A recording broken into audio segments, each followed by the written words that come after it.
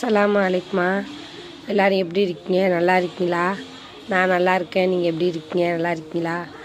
இத்தனை நாளாக நான் சமைக்கிறத வீடியோவாக தான் நீங்கள் பார்த்துருப்பீங்க. அப்பப்போ போடுவேன், சமைக்கிறத வீடியோவாக தான் போடுவேன், பாட்டு செட் பண்ணி. இன்னுமெல்லாம் நான் சமைக்கிறத வாய்ஸ் கொடுத்து போடுவேன். எல்லோரும் பாருங்கள், பிடிச்சிருந்தா சப்போர்ட் பண்ணுங்கள்.